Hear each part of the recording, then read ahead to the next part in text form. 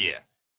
A year ago, he told us that when he saw these dead bodies in Yewata, when they murdered people in Yewata, nearly 300 human beings, women, children, elderly, they were slaughtered. The terrorists who killed them, they were making videos. Tifnubu, the president of the contraption, couldn't even go to Yewata. They had to bring these people, traumatized people. They had to bus them for hours to the state capital to go and meet Tifnubu. When he met with them, what did he tell them? He said there is enough land for everybody. We need to learn how to live in peace together. There was no real, genuine condemnation or action against these murderers. It has gotten to a stage that to even say Fulani terrorists, these criminal politicians, they are like all these, all these, what do they call them? This antichrist. Those ones that will pretend to be religious, but they are like a devil. They will never call the name of Jesus.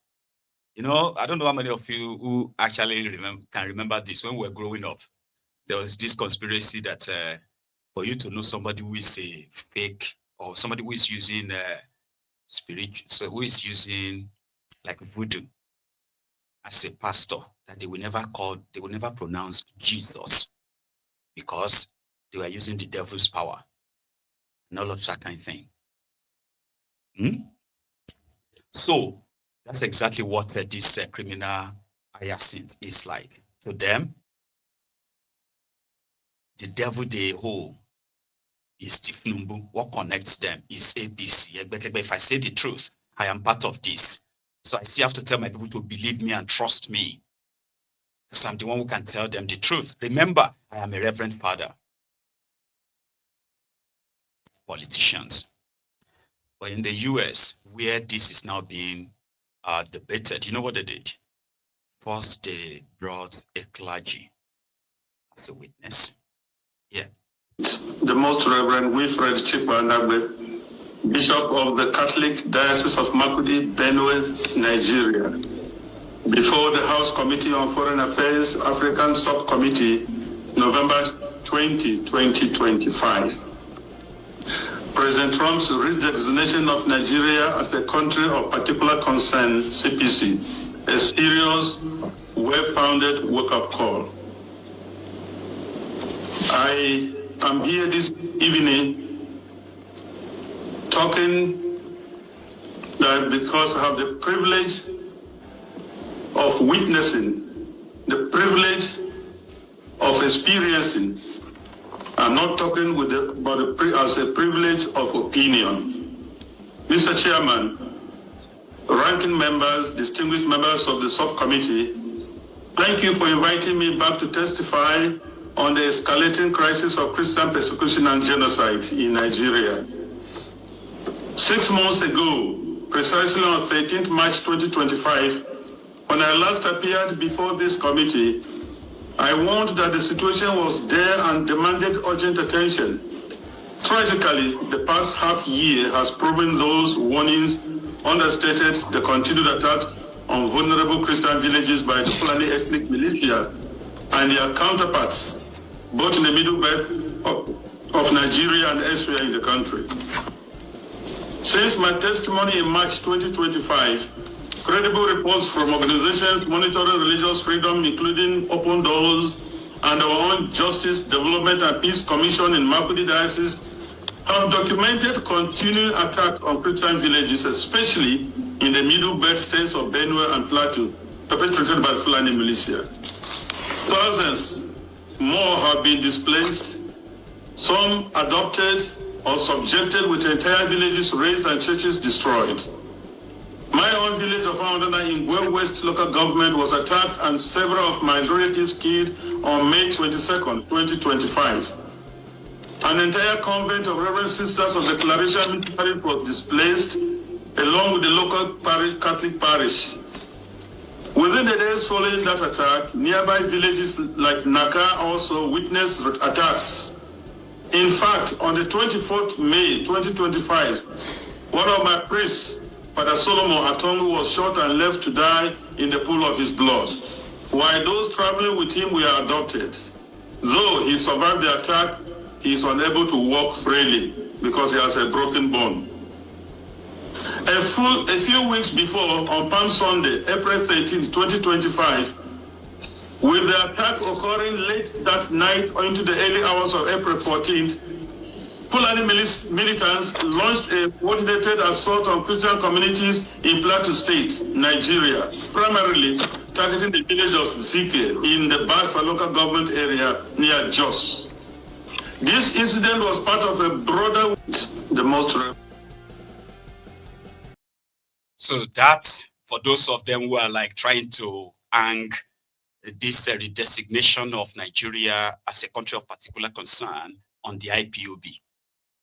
If you have been following the news, they have been struggling to hang it on the IPOB so that they can begin the process of a possible kind of attacks on the Igbos. For those of you who are not paying attention, so those little things.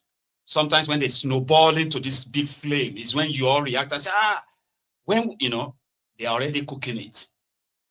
Apart from the fact that they are trying to convince America that these killings is not, religiously motivated or ethnically motivated, where people are being ethnically being cleansed, genocided. As they are trying to convince Americans in Nigeria, their media, they are trying to push the narrative that this redesignation, it was IPOB people, it was the Igbos who pushed us, the blah. But you just saw the what do you call that person now? The Archdiocese of Makurdi, from the same state capital of where that clown who said there is no religious killings in Nigeria. There are documented killings.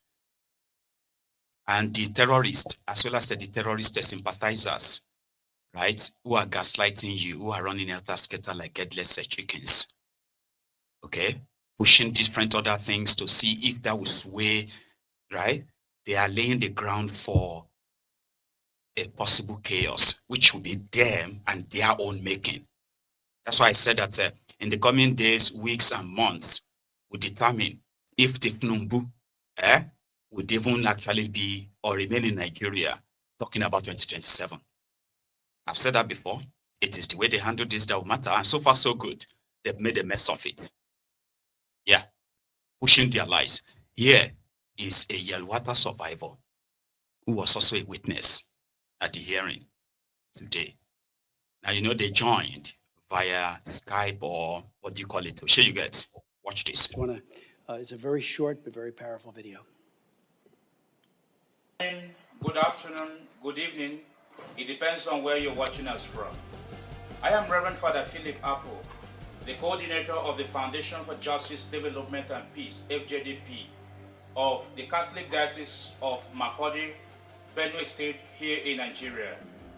I am here with one of the survivors of the Yelwata massacre of 13th of June 2025 here in Nigeria, where we lost over 200 lives in a single night. So she is here to be witness as one of the survivors of that grave attack. So we'll listen to her.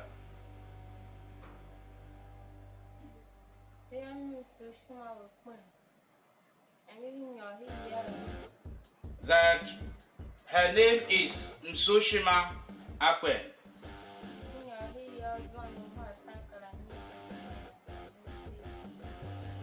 That when they went into sleep that fateful night, around 9 p.m., the Fulani terrorists attacked them where they were sleeping.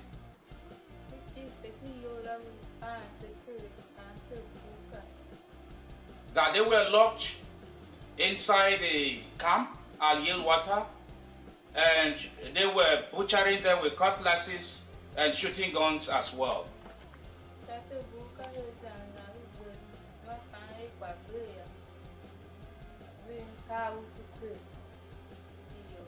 When they thought all had finished at some point in time, they poured petrol on the building, and majority of them were set ablaze.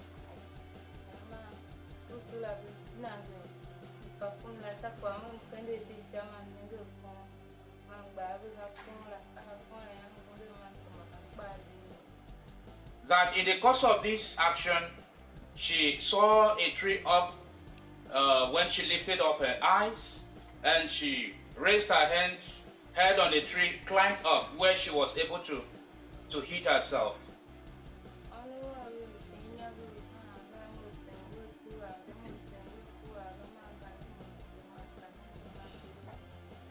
That her 5 children that she left below were crying, and in her presence they were being slaughtered by the terrorists. Okay.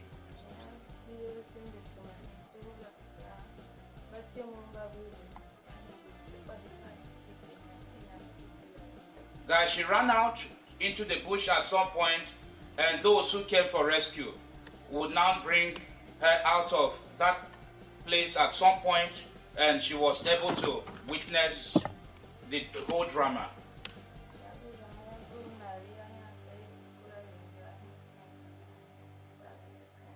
And when the people came, they were now relocated to a new camp. So thank you very much. This is the much we can receive from Msoshima Akpen. God bless you. Thank you very much. This whole thing ordinarily shouldn't be America's business. Don't forget that if you have a government. This should have been an inquiry initiated by the National Assembly of Nigeria. That's to show that they are in charge. They'll bring everybody in. They will indict people they have to indict because they have to save the country. The country should come first before your political party or your political position. Because if there is no country, there is no party, there is no politics, there's nothing. But they know. They are all singing the praises.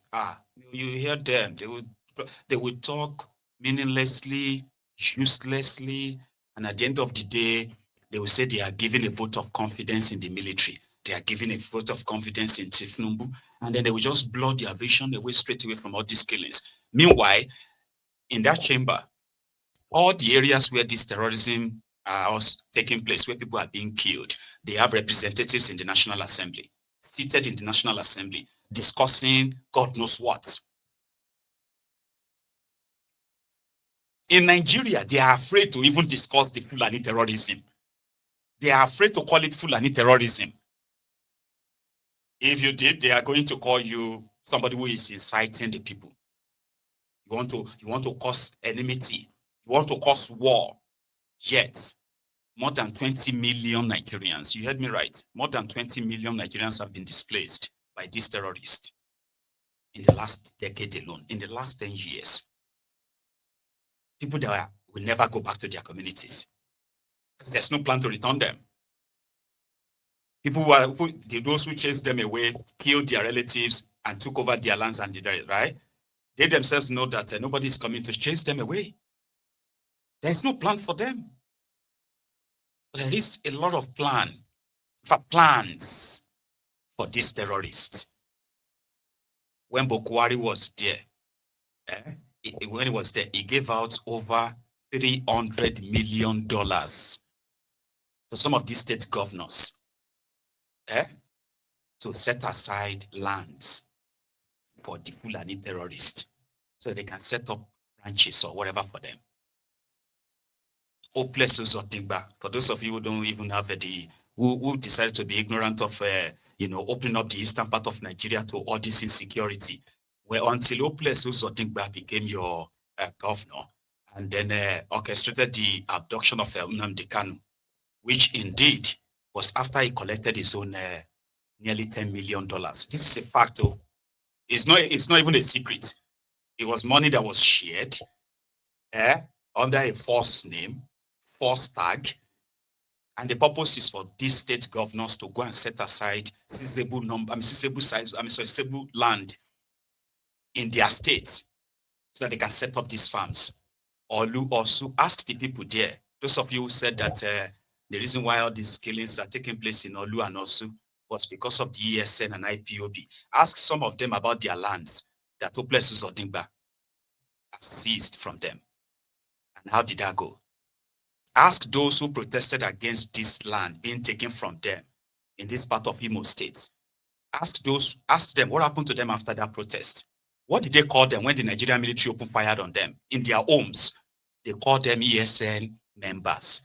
And these were the community that protested like a week ago to say they rejected the illegal takeover of their land and their communities by the Imo State government. But their media continue to say, oh yeah, it is because of ESN, it is because of the IPOB, this or that. Alone. Because that's what they're saying. So Bukwari shared money to some of these state governors. Some of them collected the money, swallowed it. No land, no nothing. Tifnumbu came, set aside over 200 billion naira, and he bragged that he's already given Jigawa State alone more than 30 billion naira to set up ranch for these Fulani terrorists killing Nigerians. But ask them, what is the plan they have for these millions of Nigerians displaced? Nothing. So now, the National Assembly of Nigeria that is playing rubber stamp for Tifnumbu, right, are now watching. In fact, they want to be part of the procedure where the killings in Nigeria is being discussed. Now, guess what? They have to set aside money, including Esther Code, to go to America so that they can go and tell the American congressmen that they were wrong. It was a mistake. You misunderstand the whole thing. That's how shameless the rogues parading themselves as your leaders. That's how shameless they are. So they also spend hundreds of millions of naira going to America to go and convince America in what should have been their own primary duty in Nigeria. National Assembly should be going up in flames every day because of these killings. If your representatives are indeed representing you, not just there to sing on your mandate, they shall die. So we're going to go back. I mean, there's so much to unpack from that hearing. So the politicians themselves, you know, American politics, the Republicans, the Democrats. So in this sense, you have more Democrats in support of the action of Trump, and they give their reasons. Then you have a number of, Republicans rather, in support of Trump. Then you have the number of Democrats who are like, no, because it's Trump. Why would you usurp the power of a sovereign nation? Why would you talk to them like that? Why would you address Nigeria like that? And on like that. So, and at the same time, the tone. Why would you call it Christian genocide when there are other people being killed? Just the similar talking points. None of them is willing to actually say this Islamic jihadist, this terrorist killing Nigerians. At this point, it doesn't matter whether they are just killing Christians or just killing the Muslims. They are killing Nigerians. Something has to be done. But because, you know, Trump is in the middle, never Trump. However, let's go hear some of what they have to say. Something that you should be watching your own lawmakers in Nigeria debate. And we'll be watching Americans debate that, because at the end of the day, a decision will be made. And when that decision is made, it could get to the point of overriding whatever Tifnumbu illegitimate government thinks they have as sovereignty. You've lost your sovereignty to terrorists. They are now controlling areas that even your government recognizes as ungoverned area. How can you have ungoverned area in your country? How can terrorists own a piece of land in your country? You still have the audacity to say you are a sovereign nation. How? So here we go. Americans are debating. Prosecutorial discretion that is not shown in Nigeria to go after and to deploy detectives and protection capabilities from the police. It's just not there. We hear it so frequently, and if it is there, show us. You know, they always say, well, they're bandits, they're this, they're that. But what's the motivation behind Boko Haram? And I went to my opening statement, or would remind you, I kept asking the administration then, why do you keep dismissing that this isn't a radical Islamist organization called Boko Haram? Yeah, they hate moderate Muslims too. I've heard that, like I said, from many imams myself, and they certainly hate Christians and will kill them to procure their ends. So I just, you know, we need to have that in all human rights. I found that be the case. author of 2 laws on religious freedom. I did the Frank Wolf bill in 2016, which put entities of particular concern, a lot of other things into the law, working with Frank, who's in retirement. Wolf, that champion for religious freedom. And I got to tell you, every time I talk to a delegate prosecutor. So don't forget as well, there are those who are pushing Sharia, political Sharia in Nigeria. When they started, they said the real Sharia doesn't affect anyone who is a non-Muslim. So it was easier because if you read about the Sharia, that's actually what it says. It is just for Muslims. They want to settle marital issue, monetary issue, and some of those civil matters. And then when it comes to the criminal matter as well, if it is legislative,